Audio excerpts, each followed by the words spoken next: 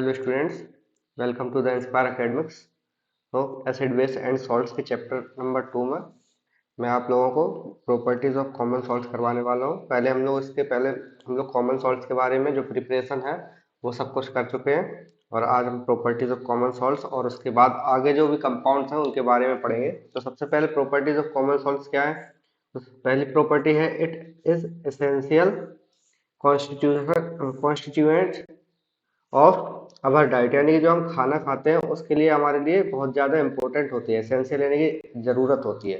Okay, इसके बाद it is use as a preservative for a number of food materials, example packed meat and fish.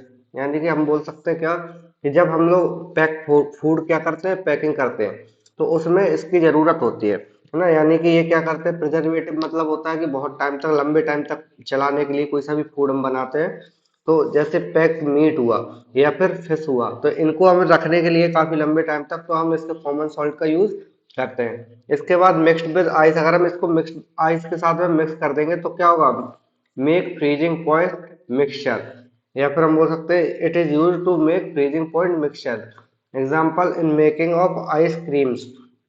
तो ये ice creams को बनाने के लिए भी यूज होता है। जैसे हम लोग बर्फ में इसको डाल देते हैं नॉर्मली, है ना, आइस में हमने डाल देते हैं, तो क्या हो जाता है, इसका जो मेल्टिंग पॉइंट है और कम हो जाता है। तो मेल्टिंग पॉइंट कम हो जाता है, उसकी वजह से हम लोग क्या कर सकते हैं, इसको हम आराम से इसके लिए और ज्यादा आइसक्रीम्स प्रोड्यूस करवा सकते हैं इससे, है ना। अब इसके बाद हम बोल सकते हैं it has a number of industrial applications.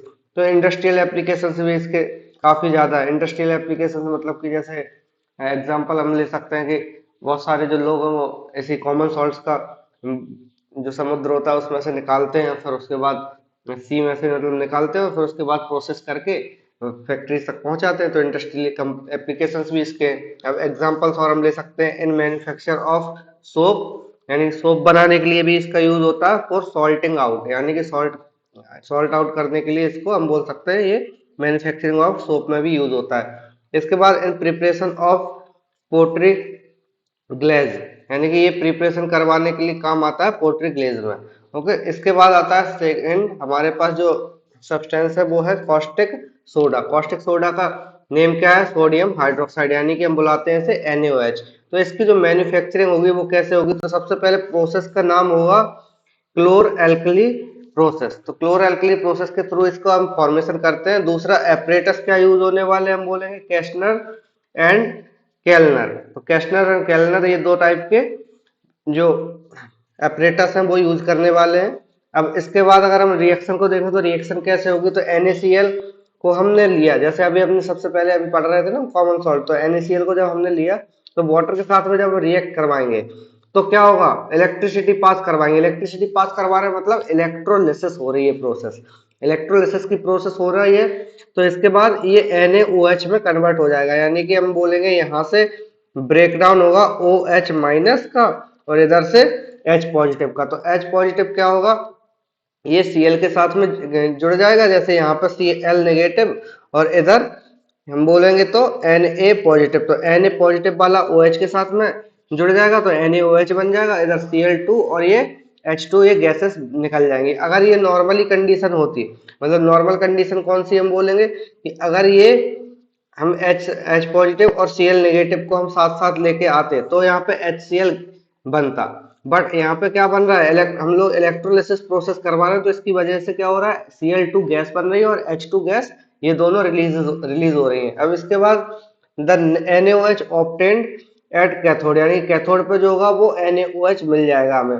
और अदर प्रोडक्ट्स में हम बोल सकते हैं हाइड्रोजन और क्लोरीन, ये दो चीजें हमें मिल जाएंगी। अब इसके बाद आता है यूसेज ऑफ हाइड्रोजन। जो हाइड्रोजन हमने इससे निकाला है, यानी कि ये जो प्रोसेस हमने की है क्लोर एल्कली प्रोसेस, तो इस प्रोसेस में जो H2 निकला है हमारा, H2 गैस, तो अब उसका यूज कहाँ कहाँ कर सकते हैं, तो पहली चीज हम कर सकते हैं manufacturing of ammonia, which is further use for the production of various fertilisers. Fertilisers में जैसे हमारे पास यूरिया होता है, तो यूरिया का भी यूज करते हैं, तो उसमें अमोनिया का भी प्रोडक्ट हम लोग डालते हैं, जिसमें कि हम बोल सकते हैं कि नाइट्रोजन रिच कंटेंट होता है। अमोनिया क्या है, NH3 होता है हमारे पास, तो NH3 का यूज हम करते हैं किसमें, फर्टिलाइजर्स बनाने के लिए। अब इसके एग्जांपल्स है जैसे यूरिया, अमोनियम सल्फेट या फिर कैल्शियम अमोनियम नाइट्रेट, ये सारे एग्जांपल्स हम लोग ले सकते हैं कि हाइड्रोजन जो गैस निकली है यहाँ से, वो ये सारे प्रोडक्ट्स को बनाने के लिए हम यूज करते हैं। इसके बाद in the hydrogenation of vegetable oils to form solid fats that is vanaspati ghee and marginal margin artificial butter, यानी कि जो आर्टिफिशियल बटर होता है और वनस्पति घी, ये दोनों चीजें बनाने में हम इसका यूज कर सकते हैं, यानी कि हाइड्रोजनेशन के through in the hydrogenation of vegetable oils, यानी कि जब भी वेजिटेबल ऑयल्स का हम हाइड्रोजनेशन करवाएंगे तो हम बोल सकते हैं इसमें कि क्या होगा, वनस्पति घी और आर्टिफिशियल बटर ये फॉर्म हो जाएंगे। अब इसके बाद अगर हम देखें तो in metallurgy to reduce heavy metals heavy metal oxide to metals, यानी कि जो मेटलर्जी होती है, मेटलर्जी क्या होता है वैसे बेसिकली जैसे हम लोग ओर निकालते हैं, और हमने निकाला थ्रू द माइनिंग या फिर कहीं से भी हमें ओर मिला, तो उसमें हम देख सकते हैं कि बहुत सारी मेटल्स प्रेजेंट होती हैं, या फिर मेटल के जो ऑक्साइड्स होते हैं वो प्रेजेंट होते हैं, तो मेटल के ऑक्साइड्स प्रेजेंट होने की वजह से उसका हम रिडक्शन करवा सकते हैं। तो जब हम रिडक्शन प्रोसेस करवाएंगे तो ऑब्वियसली क्या होगा, ऑक्सीडेशन वाला जो ऑक्सीजन है वो हो जाएगा न्यूट्रल, और हमारी जो हम बोल सकते हैं मेटल है वो प्योर फॉर्म में बाहर निकल आएगी। तो ये हम बोल सकते हैं मेटलर्जी में भी इसका अच्छे खासा यूज होता है। अब इसके बाद अब हम देखें तो liquid hydrogen mixed with liquid oxygen, तो जब लिक्विड हाइड्रोजन को हम मिलाएंगे तब क्या होगा, लिक्विड ऑक्सीजन के साथ में मिक्स कर देंगे तो ये क्या होगा, is used as a rocket fuel. तो रॉकेट में जो फ्यूल होता है, यानी कि जो हम बोल सकते हैं जो रॉकेट हमारे लाइफ में रियल लाइफ में काफी देखने को मिलते हैं, तो उनमें भी ये यूज होता है, यानी कि liquid hydrogen and mixed with liquid oxygen. तो जब लिक्विड ऑक्सीजन के साथ में इसको मिक्स कर देते हैं तब होता है हमारे पास रॉकेट फ्यूल का फॉर्मेशन। अब इसके बाद आता है यूसेज ऑफ क्लोरीन, तो क्लोरीन कैसे कैसे बनेगा, जैसे कि as a germicide and disinfectant for sterilisation of water in the swimming pool, यानी कि ये क्या होगा, एज ए जर्मिसाइड इसका यूज हम कर सकते हैं, जैसे क्लोरीन जो हमारा निकल रहा था अभी, है ना, तो क्लोरीन का हम यूज कर सकते हैं एज ए जर्मिसाइड, और डिसइंफेक्टेंट हम कर सकते हैं, या और for the sterilisation of water in the swimming pool, तो स्विमिंग पूल्स में इसका यूज हम कर सकते हैं, जो कि बोल सकते हैं डिसइंफेक्टेंट का काम करता है। ओके, अब इसके बाद आता है in the manufacture of bleaching powder, तो इसका यूज होता है ब्लीचिंग पाउडर के फॉर्मेशन में और क्लोरोफॉर्म, जैसे हमारे पास होता है CH Cl3, है ना, तो इसके अलावा HCl में, एक्सप्लोसिव्स में, है ना, लाइक DDT एक्सेट्रा, ये बनाने के लिए हम लोग क्लोरीन का यूज करते हैं। इसके बाद इन मैन्युफैक्चरिंग ऑफ क्लोरोफ्लोरोकार्बन, ये हमारे पास बहुत ज्यादा यूज में करते थे हम प्रीवियस जो जनरेशन में हम बोल सकते हैं, तो प्रीवियस टाइम में हम बहुत ज्यादा यूज करते थे इसका, लेकिन क्या हुआ कि इसकी वजह से बहुत सारी प्रॉब्लम आने लगी, जैसे कि ओजोन का डिप्लीशन होने लगा, तो ओजोन डिप्लीशन की वजह से हम लोगों ने क्लोरोफ्लोरोकार्बन का यूज करना बिल्कुल बंद कर दिया। फिर उसके बाद यूज एज रेफ्रिजरेंट, यानी कि जो क्लोरोफ्लोरोकार्बन होती है वो हम यूज करते हैं रेफ्रिजरेटर में, है ना, तो रेफ्रिजरेटर में जब हम यूज करते हैं तो हम क्लोरीन से ही ये क्लोरोफ्लोरोकार्बन है वो उसका फॉर्मेशन करवाते हैं। अब इसके बाद क्या है, in the bleaching of wood pulp and cotton fabrics, यानी कॉटन फैब्रिक्स को बनाने में और वुड पल्प को बनाने में ब्लीचिंग करवाने में इसका यूज होता है। In the manufacture of PVC यानी पॉलीविनाइल क्लोराइड, ये हमारे पास जैसे पाइप्स वगैरह होते हैं घरों में जो हम वाटर के लिए सप्लाई करते हैं, तो PVC के बनते हैं बहुत सारे, तो पॉलीविनाइल क्लोराइड का हम यूज करते हैं, है ना। इसके बाद use for making shoe soles, यानी कि जो हमारे जूते होते हैं उनके सोल्स बनाने के लिए भी हम क्लोरीन का यूज करते हैं। ओके, या फिर हम बोल सकते हैं जो PVC है उसका यूज करते हैं, और PVC में हम बोल सकते हैं कि क्लोरीन प्रेजेंट होता है। अब इसके बाद in the manufacture of pesticides, तो इसका पेस्टिसाइड्स में भी बनाने में बोल सकते हैं कि बहुत बड़ा योगदान होता है। अब इसके बाद हम बोलेंगे क्या, इसके बाद है यूसेज ऑफ HCl, जो HCl हम बना सकते हैं इसी के थ्रू, तो हम यूज देख लेते हैं क्या है, as a reagent in laboratory विन, यानी कि रिएजेंट की तरह ये काम करेगा इन लेबोरेटरी। दूसरी चीज इन मेकिंग एक्वारेजिया, एक्वारेजिया बनाने के लिए हम बोल सकते हैं इसका यूज होता है after mixing with nitric acid, यानी कि नाइट्रिक एसिड मिक्स करने के बाद हम इसका यूज कर सकते हैं, इसको भी मिक्स कर देंगे तो, है ना। For dissolving gold and platinum, gold और प्लेटिनम को डिसॉल्व करने के लिए एक्वारेजिया का फॉर्मेशन करते हैं। ओके, और ये बनता है HCl के थ्रू। अब ये हम third point, for cleaning steel, तो स्टील को, जैसे स्टील में क्या होता है, कभी कभी जंग जैसा कुछ लगने लगता है या फिर गंदी हो जाती है, तो उसकी वजह से हम क्या बोलते हैं, तो फॉर क्लीनिंग स्टील, यानी कि स्टील को क्लीन करने के लिए हम HCl यानी कि हाइड्रोक्लोरिक एसिड है उसका यूज कर सकते हैं। इसके अलावा इन टेक्सटाइल इंडस्ट्रीज, तो टेक्सटाइल इंडस्ट्रीज में बहुत बड़ा रोल है, यानी कि क्लीनिंग वगैरह में HCl का यूज करते हैं। जैसे कंसर्न जो हमारे फ्लोर्स भी होते हैं ना, तो फ्लोर्स में भी हम लोग जो एसिड्स का यूज करते हैं, जैसे पोछा वगैरह लगाने के लिए। अब इसके बाद in manufacturing of medicine and cosmetics, तो मेडिसिन और कॉस्मेटिक बनाने के लिए भी HCl का उपयोग किया जाता है। अब इसके बाद कास्टिक सोडा का यूज कहाँ होता है, तो यूजेज ऑफ कास्टिक सोडा, तो सबसे पहले इन manufacture of soap and detergent, तो सोप और डिटर्जेंट को बनाने के लिए इनका यूज होता है। फिर उसके बाद फोर डीग्रीसिंग मेटल्स, यानी कि जिस पे मेटल पे ग्रीस लग जाती है, जैसे नॉर्मली आराम से छूटती नहीं है, हाथ पे लग गई है, फिर मेटल्स पे लगी हुई है किसी भी कंपोनेंट पे, तो उसमें क्या करना होता है हमें कि उसको ग्रीस हटाना है। तो ग्रीस जब हटाना होता है हमें, तो हम इसका यूज करेंगे, किसका, कॉस्टिक सोडा का। तो कॉस्टिक सोडा यूज करेंगे तो ग्रीस आराम से हट जाएगी, यानी कि डीग्रीसिंग मेटल्स। अब इसके बाद इन द पेपर इंडस्ट्री, तो पेपर इंडस्ट्री में भी इसका यूज करते हैं या प्रमोट होता है पेपर फॉर्मेशन में। अब इसके बाद in making of artificial fibres like rayons, तो आर्टिफिशियल फाइबर्स जैसे रेयॉन्स होते हैं वो बनाने के लिए हम इसका यूज करते हैं कॉस्टिक सोडा का। अब इसके बाद डाई का फॉर्मेशन करने के लिए हम बोल सकते हैं, जो हम बालों में लगाते हैं डाई फॉर्मेशन। अब इसके बाद इन द पेट्रोलियम रिफाइनिंग, तो पेट्रोलियम की रिफाइनिंग करने के लिए कॉस्टिक सोडा का भी यूज किया जाता है। अब इसके बाद for mercerising cotton, that is making cotton unshrinkable, यानी कि जो कॉटन होती है अच्छी क्वालिटी की कॉटन होती है, तो उसमें हम बोल सकते हैं कि जो कॉटन हो वो अनश्रिंकेबल हो। जैसे हम लोग पिलो लाते हैं तो यूज करते हैं, कुछ टाइम के बाद वो श्रिंक हो जाती है, एकदम सिकुड़ जाती है, तकिया जितना बड़ा हम लाते हैं वो उतना सा नहीं रहता, छोटा सा रह जाता है। बट हम इसका अगर हम यूज करें, थोड़ा सा महंगा पड़ता है, बट हम अगर इसका यूज करेंगे तो क्या होगा, वो तकिया आराम से मतलब जो हमारा पिलो होगा वो आराम से श्रिंक नहीं होगा, है ना। और इसकी जो लाइफ स्पान है ज्यादा टाइम तक बढ़ जाएगी, यानी कि लॉन्ग लाइफ स्पान बढ़ाने के लिए हम इसका यूज करते हैं एज ए कॉटन मॉइस्चराइजिंग के लिए। अब इसके बाद एज ए लेबोरेटरी रिएजेंट, तो लेबोरेटरी में रखने के लिए तो यूज होता ही है रिएजेंट के तौर पर, है ना। ये तो सभी जो कंपोनेंट्स हमारे वो यूज कर सकते हैं। अब इसके बाद आता है ब्लीचिंग पाउडर। ब्लीचिंग पाउडर का नाम है कैल्शियम ऑक्सीक्लोराइड, तो कैल्शियम ऑक्सीक्लोराइड को हम बोल सकते हैं CaOCl2।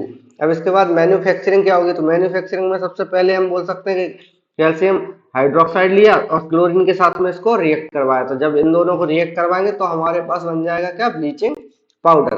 तो इसीलिए हमने लिखा हुआ भी है, the chlorine produced as a by product during the manufacturing of caustic soda, तो कॉस्टिक सोडा का जब हमने फॉर्मेशन किया तो एज ए बाय प्रोडक्ट हमारा क्लोरीन बना था। Is used for manufacturing of bleaching powder, तो ब्लीचिंग पाउडर के यूज में हम ब्लीचिंग पाउडर के फॉर्मेशन में हम लोग इसको यूज कर सकते हैं। अब इसके बाद the solution is a milky because some unreacted lime is still present, यानी कि मिल्की टाइप का ये कंपोनेंट बनेगा क्योंकि इसमें कुछ अनरिएक्टेड लाइम भी प्रेजेंट होंगे। इसके बाद the plant generally used for the manufacture of bleaching powder is known as Hasenclever plant, यानी कि हेजन क्लेवर प्लांट में क्या होता है, जनरली यूज किया जाता है मैन्युफैक्चरिंग ऑफ ब्लीचिंग पाउडर में। ओके, अब इसके बाद प्रॉपर्टीज होंगी, तो प्रॉपर्टीज ऑफ ब्लीचिंग पाउडर, सबसे पहले येलोइश व्हाइट कलर का ये पाउडर होता है, यानी सॉलिड सब्सटेंस है, पाउडर फॉर्म में रहता है, यानी अमोर्फस सॉलिड बोल सकते हैं। अब इसके बाद एक्शन ऑफ एयर, यानी कि एक्शन अगर एयर के साथ में करवाएंगे तो ये रिएक्ट कर जाएगा। इसके बाद सॉल्युबल इन कोल्ड वाटर, तो कोल्ड वाटर के साथ में ये रिएक्ट करेगा, हॉट वाटर के साथ में हो सकता है नहीं करे। इसके बाद एक्शन विद एसिड, तो एसिड के साथ में जब हम रिएक्ट करवाएंगे तो हम बोल सकते हैं CaOCl2 प्लस HCl, तो फिर CaCl2 यानी कि कैल्शियम क्लोराइड बन जाएगा, प्लस H2O और Cl2 गैस ये फिर से रिलीज हो जाएंगे। अब इसके बाद यूज अगर हम देखना चाहें कॉस्टिक सोडा, हाँ ब्लीचिंग पाउडर का, सॉरी, तो ब्लीचिंग पाउडर का अगर यूज देखें तो क्या होगा, सबसे पहले टेक्सटाइल इंडस्ट्रीज में इसका यूज होता है। इसके बाद ब्लीचिंग कॉटन एंड लाइनिंग्स बनाने के लिए इसका यूज होता है। इसके बाद पेपर इंडस्ट्रीज में फॉर ब्लीचिंग वुड और पल्प बनाने के लिए यूज होता है। इसके अलावा laundry for bleaching washed clothes, इनको भी बनाने में हम यूज करते हैं, या फिर लॉन्ड्री में जैसे ब्लीचिंग जो वॉश क्लॉथ वॉश करते हैं उसका ब्लीचिंग जो पाउडर है हमारे पास, इसका यूज हम कर सकते हैं, यानी कि लॉन्ड्री में कपड़े धोने के टाइम हम इसका यूज करते हैं। मेकिंग वूल अनश्रिंकेबल, यानी कि जो वूल होते हैं कपड़े हमारे, है ना, तो कपड़े बनते हैं वूल से, तो वो वूल क्या होता है, अनश्रिंकेबल बनाने के लिए हम ब्लीचिंग पाउडर का यूज करते हैं। अब इसके बाद as chlorine liberated by it can kill the germs, यानी कि जो क्लोरीन यहाँ से निकल रही है ये, या फिर हम बोल सकते हैं वो जो पहले निकल रही थी, तो वो जर्म्स को किल करने के लिए यानी कि पेस्टिसाइड्स की तरह भी हम यूज कर सकते हैं। It is use for disinfectant और ड्रिंकिंग वाटर, यानी कि ड्रिंकिंग वाटर जो होता है उसको डिसइंफेक्टेंट बनाने के लिए हम इसका यूज कर सकते हैं। ओके,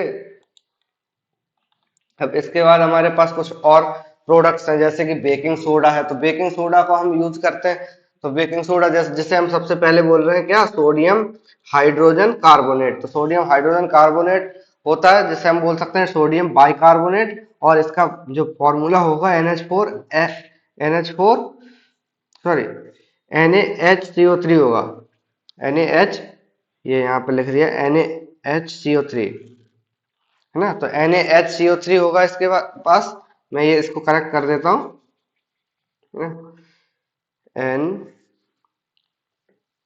NaHCO3 ये साथ में ही है। ओके, NaHCO3 यहाँ पे ये हम ऐसे बना सकते हैं। अब इसके बाद हम बोले तो NaCl NaCl के साथ में रिएक्ट, यानी दो टाइप से हम इसको फॉर्मेशन कर रहे हैं। यानी कि पहला क्या है, जो अमोनिया, अमोनिया के साथ में वाटर को यूज करेंगे, यानी कि रिएक्ट करवाएंगे, तो फिर NaHCO3 हमारा फॉर्म हो जाएगा, plus NaCl plus H2O plus carbon dioxide plus NH3, ये सबके साथ में भी रिएक्ट करवाएंगे तो हमारा NH4Cl बाय प्रोडक्ट के टाइप तरह से फॉर्म होगा, और हमारा जो प्रोडक्ट है NaHCO3 ये भी फॉर्मेशन हो जाएगा। इसके बाद प्रॉपर्टीज ऑफ बेकिंग पाउडर। तो बेकिंग पाउडर की जो प्रॉपर्टीज होगी वो हम यूज कर सकते हैं। जैसे सबसे पहले व्हाइट क्रिस्टलाइन सॉलिड बना, जो हमारे पास ये क्या है, व्हाइट क्रिस्टलाइन सॉलिड है, यानी प्रॉपर्टी है हमारे पास बेकिंग पाउडर के। तो सबसे पहले व्हाइट क्रिस्टलाइन सॉलिड है ये दिखने में। इसके बाद स्टेबल होता है एयर के साथ में, यानी बहुत ज्यादा हाईली रिएक्टिव नहीं होगा। इसके बाद अगर हम रिएक्शन देखें वाटर के साथ में, तो वाटर के साथ रिएक्ट करेगा तो NaOH बनाएगा प्लस H2CO3 बनाएगा, यानी कि सॉल्यूबल होगा ये वाटर के साथ में। ओके, अब इसके बाद क्या है, यूसेज ऑफ हाइड्रोजन, जो हमारा सोडियम हाइड्रोजन कार्बोनेट है उसका यूज कर लेते हैं, यानी कि बेकिंग सोडा का जो यूसेज है वो। तो सबसे पहले मेडिसिन को बनाने के लिए यूज होता है, जैसे कि एंटासिड बनाते हैं ना, तो इसके लिए भी हम यूज करते हैं। The excess acid formed in the stomach due to eating of spicy food, यानी कि जो एसिडिटी हो जाती है कुछ लोगों को, बहुत ज्यादा स्पाइसी फूड खा लेते हैं, तो उसको हम न्यूट्रलाइज करने के लिए सोडियम हाइड्रोजन कार्बोनेट का यूज कर सकते हैं। ओके, तो सोडियम हाइड्रोजन कार्बोनेट का हम जब यूज करेंगे तो ये क्या होगा, एसिडिटी हमारी काफी हद तक सही हो जाती है। और हम लोग जो इनो या फिर कुछ गैसोफास्ट वगैरह पीते हैं तो उसमें भी ये बेकिंग सोडा का यूज करते हैं वो लोग, है ना, जिसकी वजह से कभी कभी देखा आप लोगों ने देखा भी होगा कि बहुत ज्यादा जो झाग वगैरह है वो बनती है उसमें। अब इसके बाद hence it is use as a ingredient of antacid medicine, यानी कि एंटासिड जो मेडिसिन होती हैं उनके इंग्रेडिएंट की तरह ये यूज किया जाता है। अब इसके बाद अगर हम देखें तो ad additives in food and drinks, तो एडिटिव्स की तरह भी यूज किया जाता है इन फूड और ड्रिंक्स में, जैसे सॉफ्ट ड्रिंक्स होती हैं उनमें यूज कर सकते हैं, है ना। इसके अलावा baking powder is a mixture of sodium hydrogen carbonate, यानी मिक्सचर है, तो एंड माइल्ड एडिबल एसिड, तो ये माइल्ड एडिबल एसिड जैसे कि टार्ट्रिक एसिड की तरह और सिट्रिक एसिड में भी इसका यूज होता है। ओके, तो टार्ट्रिक एसिड जैसे हमारे गोलगप्पे जो हम खाते हैं तो उसमें भी यूज होता है, सिट्रिक एसिड यानी नींबू वगैरह में इसमें भी बनाया जाता है, नींबू पानी बनाने के लिए हम लोग कभी कभी यूज कर लेते हैं। इसके बाद in making certain food stuff such as bread cake etcetera, तो ब्रेड केक बनाने में भी इसका यूज करते हैं फॉर सॉफ्टनेस एंड फ्लफीनेस, यानी फ्लफीनेस हम बोल सकते हैं, और सॉफ्टनेस के लिए, जैसे जो हमारा डोसा वगैरह, सॉरी, जो हम बोल सकते हैं ढोकला वगैरह होता है, तो उसके लिए भी हम इसका यूज कर सकते हैं, तो सॉफ्टनेस के लिए और फ्लफीनेस के करने के लिए। अब in is required baking powder is added, यानी कि बेकिंग पाउडर को हम इसमें ऐड कर देते हैं। अब इसके बाद हम देखेंगे क्या, इन फायर एक्सटिंग्विशर, तो फायर एक्सटिंग्विशर जो कि हमारे बहुत ज्यादा इंपॉर्टेंट चीज होती है, कभी कभी फायर लग जाती है तो उसको हम बुझाने के लिए क्या करते हैं, ये बेकिंग सोडा है और उसके साथ में और भी डेरिवेटिव्स होते हैं, या फिर हम बोल सकते हैं और भी इंग्रेडिएंट्स होते हैं जो हम मिक्स कर देते हैं, तो फिर एक फायर एक्सटिंग्विशर को बनाने के लिए हम इसका भी यूज कर सकते हैं। तो इन soda acid fire extinguisher is solution of sodium hydrogen carbonate, तो सोडियम हाइड्रोजन कार्बोनेट का हम यूज करते हैं। Is placed in an iron cylinder fitted with A nozzle, यानी कि आयरन सिलेंडर में हम इसको रख देते हैं और फिर इसको ये फिट कर देते हैं नोजल के साथ में। अब इसके बाद है वॉशिंग सोडा। तो वॉशिंग सोडा का हम यूज कर सकते हैं कैसे, तो recrystallisation of sodium carbonate. Manufacturing अगर हम देखें तो रिक्रिस्टलाइजेशन ऑफ सोडियम कार्बोनेट, ये हम सबसे पहले करेंगे। सोडियम कार्बोनेट हमारे पास Na2CO3 है सॉलिड फॉर्म में, और अगर हम इसको वाटर के साथ रिएक्ट करवाएंगे तो बन जाएगा हमारा क्या, सोडियम कार्बोनेट, यानी कि Na2CO3, और ये हो जाएगा हमारे पास 10 मॉलिक्यूल्स ऑफ H2O के साथ में जुड़ा हुआ। ओके, अब इसको अगर हम देखें तो प्रॉपर्टीज में सबसे पहले तो प्रॉपर्टीज क्या होंगे, अगर हम एयर के साथ में रिएक्ट करवाएंगे तो यहाँ पे जो वाटर है वो रिलीज हो जाएगा। तो वाटर जब रिलीज हो जाएगा तो फिर हमारे पास जो वाटर का कंटेंट है वो बहुत कम बचेगा। अगर हम इसको वाटर के साथ में ही रिएक्ट करवा दें तो ये ऐसा होगा कि Na CO3 की जगह जो नेगेटिव वाला होगा ये पॉजिटिव वाला होगा, है ना। तो ये क्या करेगा, NaOH का फॉर्मेशन कर लेगा, और हम बोल सकते हैं साथ ही साथ H2CO3 का भी फॉर्मेशन ये कर लेगा। अब इसके बाद यूसेज क्या क्या होंगे हमारे, तो यूसेज सबसे पहले लॉन्ड्री में हम लोग जब कपड़े धोने के लिए काम कर सकते हैं इसका, क्योंकि हमें पता है हम लोग इसको वैसे ही वॉशिंग सोडा बोले, तो वॉशिंग सोडा का मतलब है हमारे पास जो क्लोथ्स होते हैं वो लॉन्ड्री में हम यूज कर सकते हैं एज ए क्लीनर। ओके, इसके बाद हम देख सकते हैं removing permanent hardness of water. तो जो हमारे कपड़े होते हैं वो हार्ड हार्ड वाटर में अच्छे से नहीं धुल पाते हैं, तो हम बोल सकते हैं इसमें ये रिमूव कर देते हैं हार्डनेस को, तो जिसकी वजह से कपड़े और अच्छे से धुल पाते हैं। ओके, तो परमानेंट हार्डनेस को भी ये रिमूव करने के लिए काफी काम आता है। अब इसके बाद है it is used in the manufacture of a number of useful products like glass, soap, paper, borax, caustic soda etcetera. तो ये हम बोल सकते हैं इतने सारी चीजों को बनाने के लिए ये इसका यूज होता है। बोल सकते हैं ग्लास, सोप, पेपर, बोरेक्स और कॉस्टिक सोडा को फॉर्मेशन में इसका यूज हम कर सकते हैं। कॉस्टिक सोडा यानी NaOH हमारे पास था। इसके बाद it is use as a laboratory reagent. ये तो होता ही है हमारे पास लेबोरेटरी रिएजेंट, तो हम लोग ऐसे वर्क करवा ही सकते हैं सभी जितने भी हमने अभी तक पढ़े हैं, है ना। फिर इसके बाद its standard solution can be prepared to carry out acid base titration, यानी कि इसका यूज भी हम कर सकते हैं एसिड बेस टाइट्रेशन करवाने के लिए। अब इसके बाद दो चीजें आती हैं, दो टर्म्स हैं। एक तो है एनहाइड्रस सॉल्ट। तो एनहाइड्रस सॉल्ट का मीनिंग होता है non containing water, not contain water, यानी कि इसमें ऐसे मॉलिक्यूल्स होंगे जो कि वाटर को कंटेन नहीं करके रखे होंगे, एकदम ड्राई होंगे। दूसरा आता है हाइड्रेटेड सॉल्ट। तो हाइड्रेटेड सॉल्ट ऐसे सॉल्ट होंगे जिनमें कि वाटर का कंटेंट होगा होगा ठीक है, आगे हम चलते हैं प्लास्टर ऑफ पेरिस। तो प्लास्टर ऑफ पेरिस आप लोगों ने देखा भी होगा, कभी कभी जो चोट लग जाती है जैसे कि फ्रैक्चर हो गया, तो फ्रैक्चर के लिए हम इसका ही यूज करते हैं, फ्रैक्चर को सही करवाने के लिए। तो हम बोल सकते हैं प्लास्टर ऑफ पेरिस POP, इसका फॉर्मूला CaSO4.12H2O। अब इसकी प्रिपरेशन हम कैसे करवाएंगे, तो इसकी हम प्रिपरेशन करवाते हैं जिप्सम से। तो जिप्सम है हमारे पास CaSO4.2H2O। तो इसको हम क्या करेंगे, 100 डिग्री सेल्सियस पे इसको ले जाएंगे। 100 डिग्री सेल्सियस से क्या होगा, वाटर इवेपोरेट हो जाएगा। तो जब वाटर इवेपोरेट हो जाएगा तो हमारे पास वाटर कंटेंट है वो देखो यहाँ पे डबल था, H2 था, और इस जगह पे हाफ H2O बचा, यानी कि 1.5 वाटर के जो मॉलिक्यूल्स हैं वो ऑलरेडी इवेपोरेट हो गए, थोड़ा सा ही बचा है। इसे हम बोलेंगे क्या, हमारा जो प्लास्टर ऑफ पेरिस है यानी कि POP बुलाएंगे हम इसको। It is prepared for the gypsum which is calculated which is calcium sulphate hydrated. Okay, gypsum is heated at higher temperature then POP is prepaid, यानी जिप्सम को जब हम हायर टेम्परेचर पर लेके जाएंगे तो हीट करेंगे तो हम बोल सकते हैं इसका इससे POP हमारा प्रिपेयर हो जाएगा, यानी प्लास्टर ऑफ पेरिस। अब इसके बाद प्रॉपर्टीज होंगी कुछ, तो ये वाइट टाइप का पाउडर होता है ना। आप लोगों ने देखा भी होगा, अगर बहुत सारे लोग जो रहते हैं तो वो जो जब बनाते हैं, यानी कि क्या होता है कि प्लास्टर जब चढ़ता है हमारे बॉडी पे, जो कि कहीं भी फ्रैक्चर हो जाता है तो उसकी वजह से तो उसका कलर भी व्हाइट ही होता है ना, जो प्लास्टर हमारे ऊपर लगाया जाता है। इसके बाद POP के साथ जब वाटर के साथ में रिएक्ट करवाएंगे तो रिएक्शन रिवर्स हो जाएगी, यानी कि जिससे हम बना रहे थे जिप्सम से, तो जिप्सम ही मिल जाएगा हमें वाटर के साथ में जैसे ही हमने रिएक्ट करवाया था।